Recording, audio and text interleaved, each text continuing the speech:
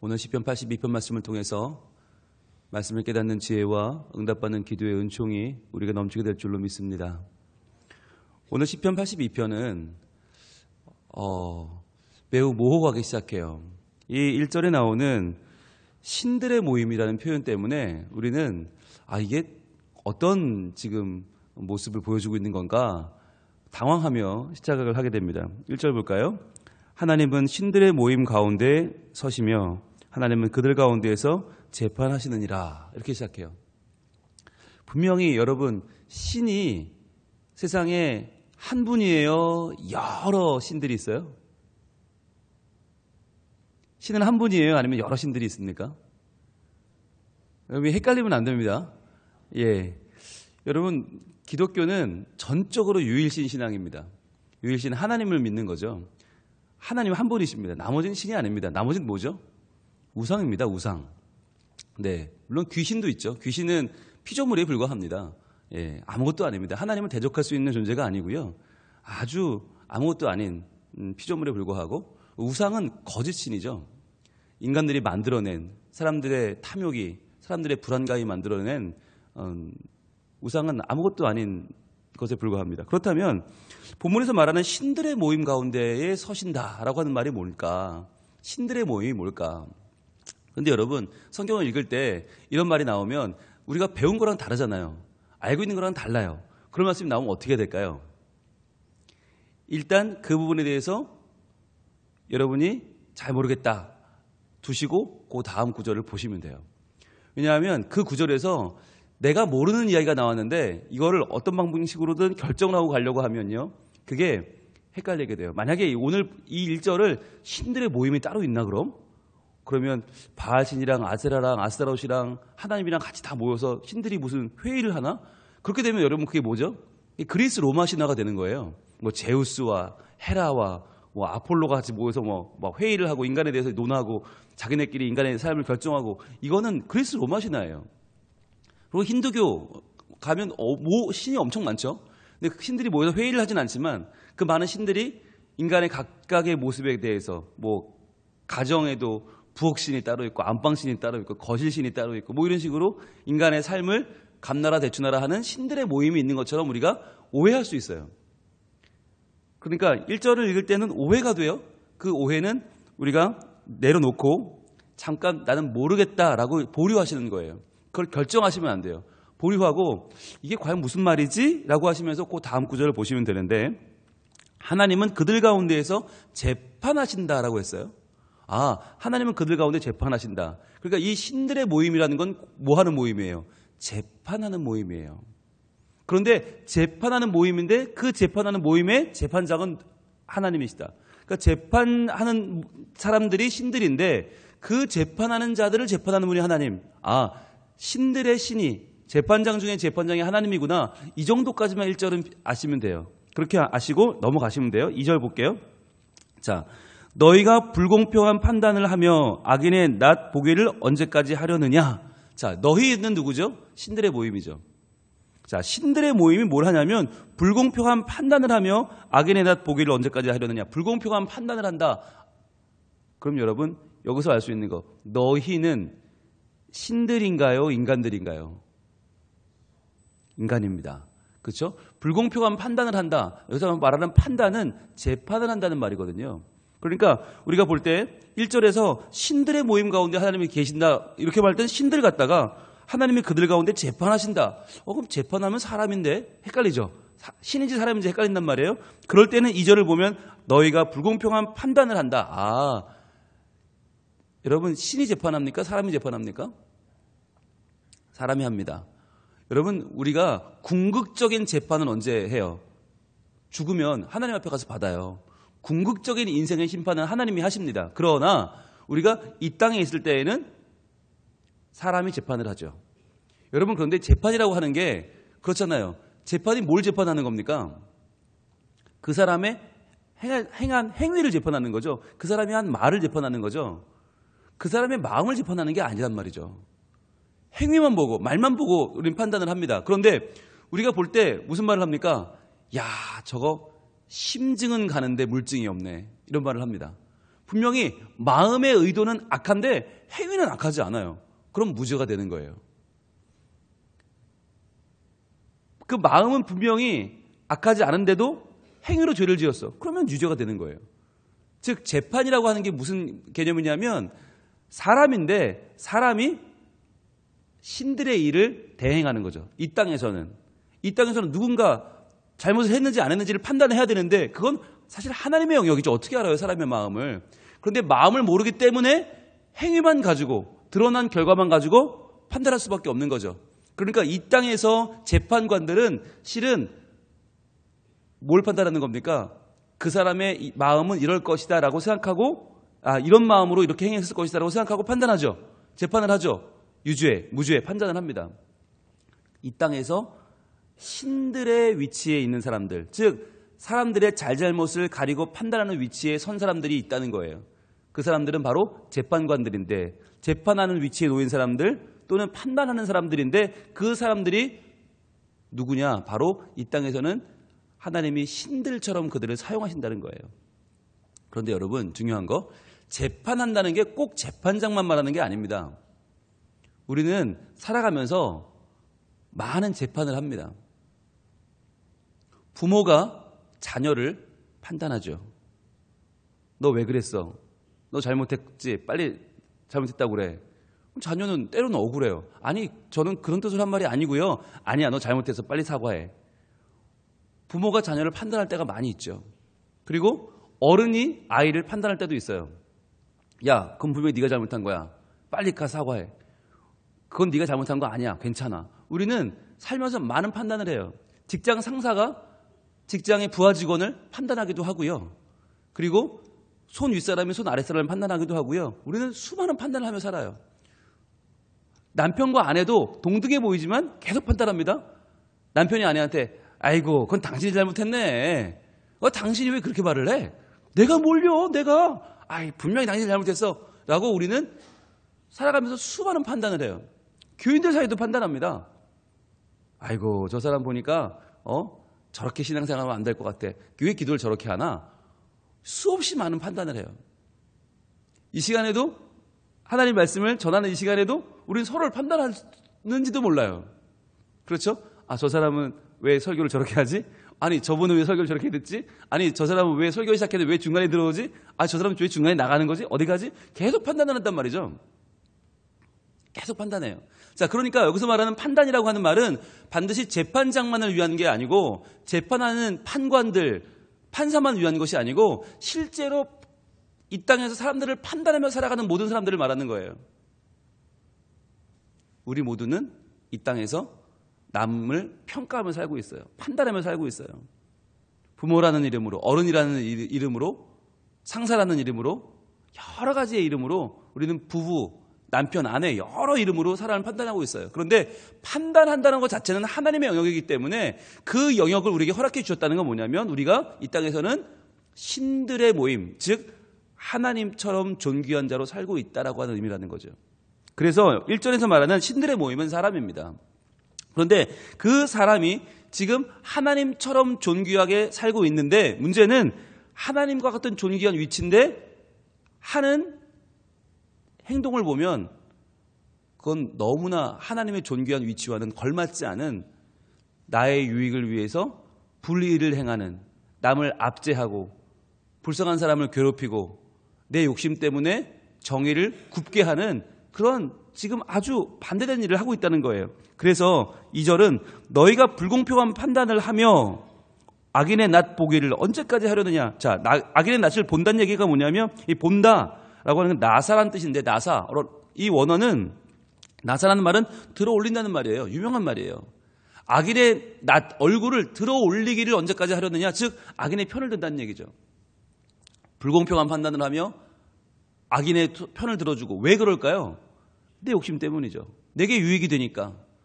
내게 이익이 되면 불공평하게 판단을 하고 악인의 낯을 들어주는 거죠. 그러면서 3절입니다. 가난한 자와 고아를 위하여 판단하며 곤란한 자와 빈궁한 자에게 공의를 베풀지며.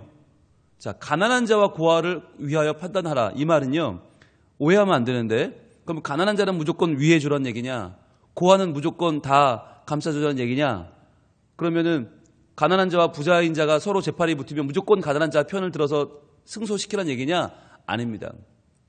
이 말은 무슨 말이냐면 이 당시에 지금도 그렇지만 가난한 사람, 고아, 아무런 줄도 백도 없는 사람들은 사회적으로 소외를 당해요.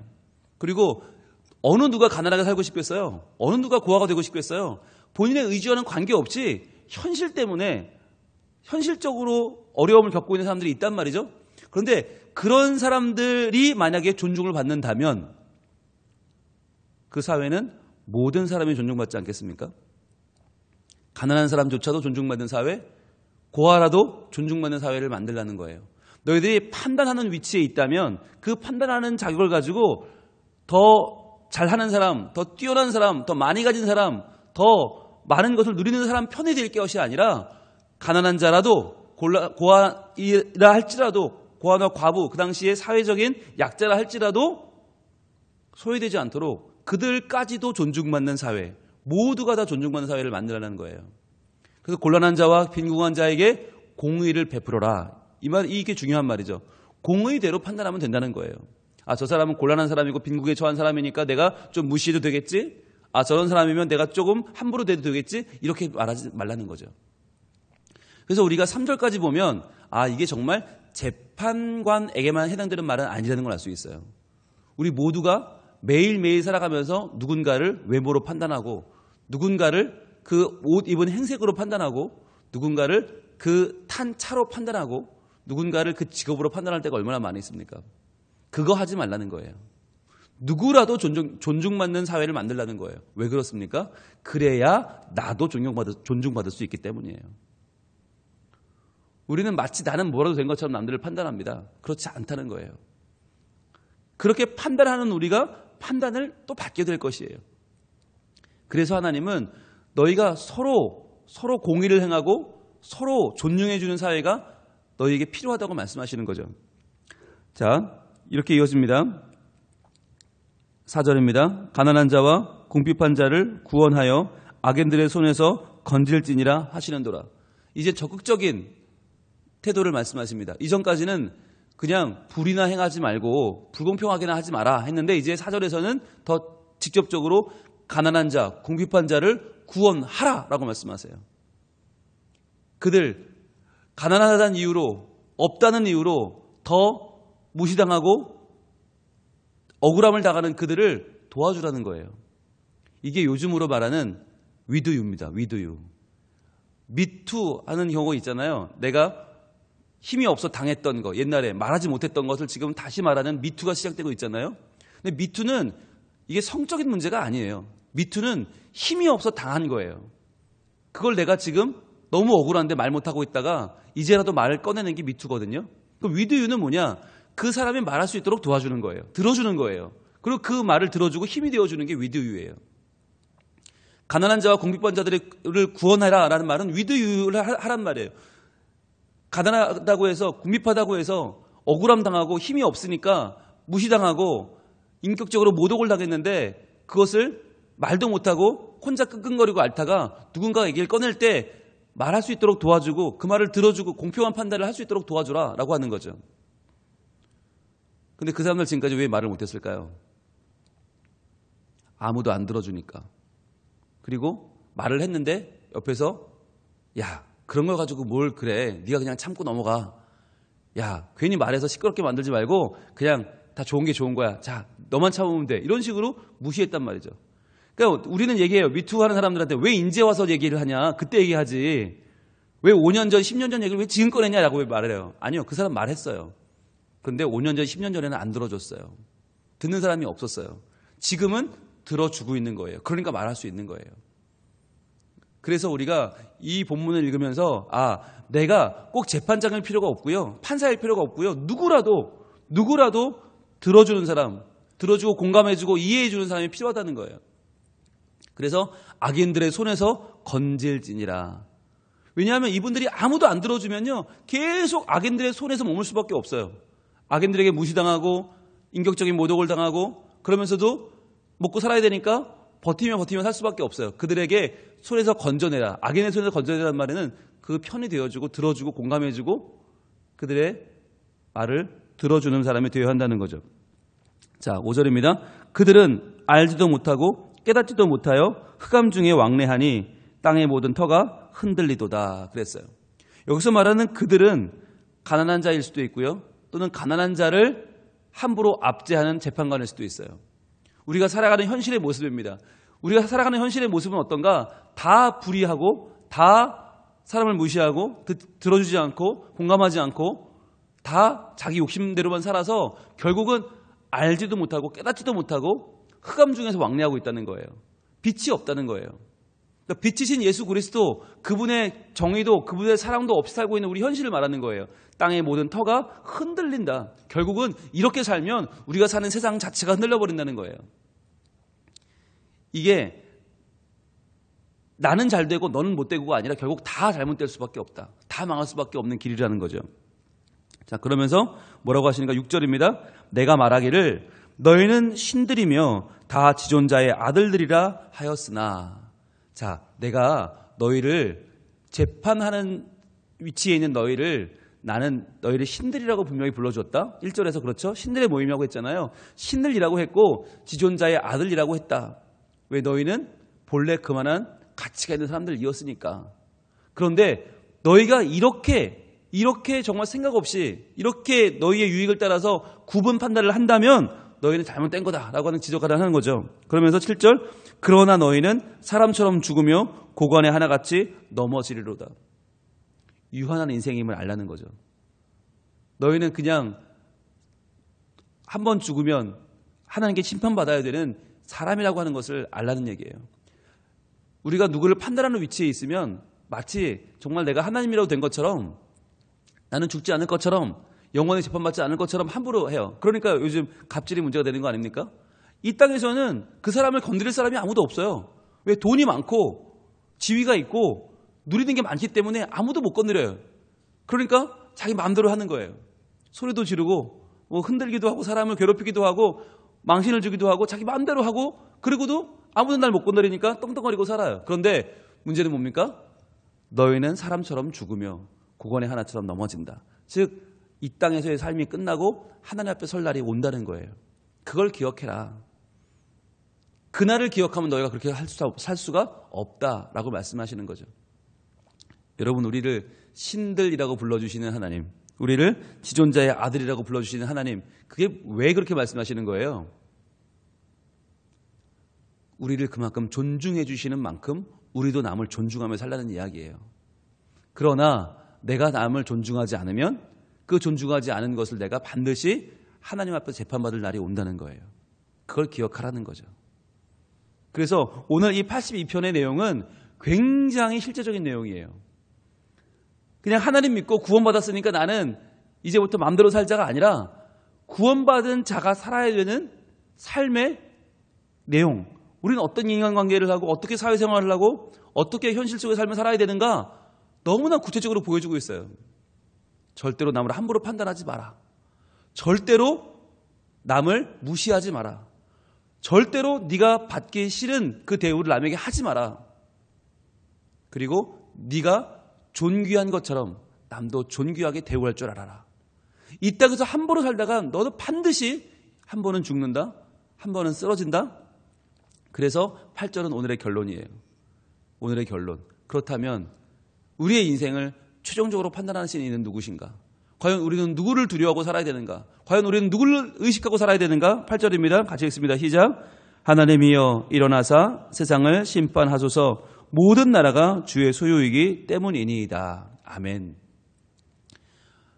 하나님을 믿지 않는 자들이 자기의 욕심을 따라서 잘못된 판단을 하고 억울한 사람을 괴롭히고 수많은 사람들을 지금 곤란으로 몰아가는 이 사회로 우리는 살고 있어요.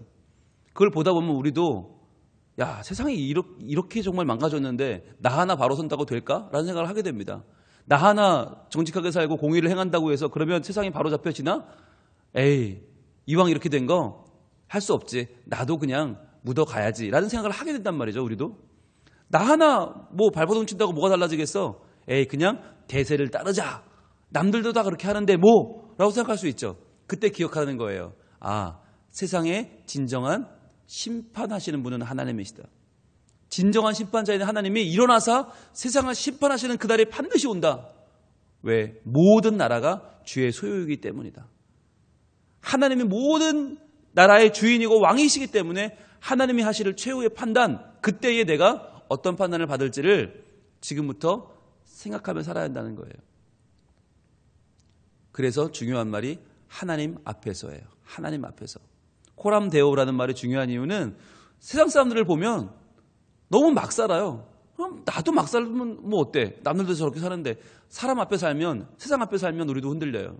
믿음이 아무 의미가 없어져요. 그런데 하나님 앞에서 살면 세상은 비록 불의하지만 나는 정직하게 살 수 있고요. 나는 공의를 행하며 살 수 있고요. 나는 하나님 말씀대로 살 수 있어요. 그래서 우리가 세상을 살지만 우리는 세상 앞에 살지 않는다. 하나님 앞에서 산다. 오늘도 그 마음을 가지고 남편은 아내를 존중하고 아내는 남편을 존경하고 서로 순종해주고 서로 높여주면서 사는 가정, 그렇게 사는 구역, 그렇게 사는 교회, 얼마나 아름다울까요? 만나는 사람마다 존중하고 만나는 사람마다 높여준다면 얼마나 좋을까요? 교회에 들어오는 사람이 벤츠를 타고 오든 그랜저를 타고 오든 티코를 타고 오든 모닝을 타고 오든 아니면 걸어오든 버스를 타든 전철을 타든 휠체어를 타고 오든 목발을 짚고 오든 관계없이 아이나 어른이나 노인이나 약자나 장애인이나 관계없이 백인이나 흑인이나 황인종이나 그 어떤 사람이라도 차별받지 않는 교회, 그 어떤 사람이라도 존중받고 그 어떤 사람도 신들의 자녀, 하나님의 자녀로서의 존귀함을 인정해주고 그렇게 받아주고 사랑해주는 교회. 근데 그런 교회는 어딘가 있겠지 하면 안 되고 바로 우리 교회가 되어야 한다는 거예요. 그런 가정이 내 가정이 돼야 되고 그런 교회가 내 교회가 돼야 되고 그런 모임이 우리 모임이 되지 않으면 이 땅에서 그런 모임을 찾을 수는 없어요. 하나님께서, 참 하나님께서, 우리의 주인께서, 우리의 심판자께서 언젠가 우리에게 너 왜 그렇게 살았냐라고 물으신다면 무슨 말 하시겠습니까?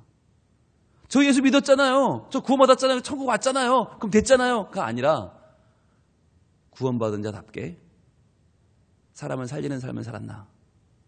사람을 구원하는 삶을 살았나? 도와주며 살았나?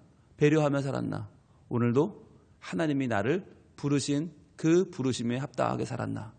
다시 한번 돌아보고 그렇게 살 힘을 구하고 실제로 그렇게 살아 더 많은 사람들이 하나님 앞에 나올 수 있도록 도와주는 사람, 하나님을 알게 하는 사람, 하나님을 보여주는 사람, 하나님을 선포하는 하나님의 증인으로 오늘도 살아가는 우리의 삶을 우리 하나님 기대하고 계십니다. 기도하겠습니다. 하나님, 시편 82편을 읽으면서 저희들 참 많이 부끄럽고 지금까지 내 욕심대로 살고 망설이며 살고 결단하지 못했던 삶을 돌아보게 됩니다. 하나님, 하나님께서는 우리를 이 땅에서 누군가를 판단하는 위치로 세워주셨습니다. 부모라는 이름으로, 부부라는 이름으로, 교인이라는 이름으로 우리는 서로서로를 판단하며 살아갑니다. 주님, 그 판단하는 우리의 삶이 하나님의 허락하신 것일진데 하나님의 자녀의 모습으로 우리는 그 존귀함으로 판단할진데 과연 사람을 살리는 공의로운 판단을 하고 있습니까? 하나님의 마음으로 하나님의 뜻으로 판단하고 있습니까? 아니면 내 마음대로 사람을 몰아가고 사람을 괴롭히고 그 사람을 무시하는 판단을 하고 있지는 않습니까? 하나님, 우리의 마음을 주님 이 시간 바로잡아 주옵소서.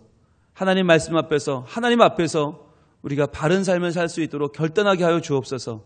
그리하여 다른 사람을 존중하게 하시고 무시하지 않게 하시고 받아주게 하시고 인정해주게 하시고 그뿐만 아니라 각 사람들을 그 어려운 사정을 들어주고 도와주고 구원하는 그 사람들을 밝은 빛으로 이끌어내는 역할도 감당케 하여 주옵소서. 오늘도 주님, 우리에게 주신 주의 말씀을 마음에 잘 품게 하시고 우리의 실제 삶에서 하나님의 말씀이 드러나기를 소망합니다. 나 때문에 억울함 당하는 이들이 없게 하시고 나 때문에 기분 나쁜 사람이 없게 하시고 나 때문에 상처받는 자들이 없게 하시고 도리어 내가 그들을 하나님께로 인도해가는 이 시간 우리의 삶의 변화가 일어나게 하여 주옵소서. 또한 오늘은 한 주간을 마무리하는 토요일입니다. 주님, 우리가 주일을 준비하는데 우리의 마음이 단순한 예배만 준비하는 것이 아니라 하나님 앞에서는 우리의 마음을 준비하여 우리의 삶을 준비하여 살아있는 삶의 예배를 드리는 우리 모두가 되게 하여 주시옵소서. 예수님 이름으로 기도합니다. 아멘.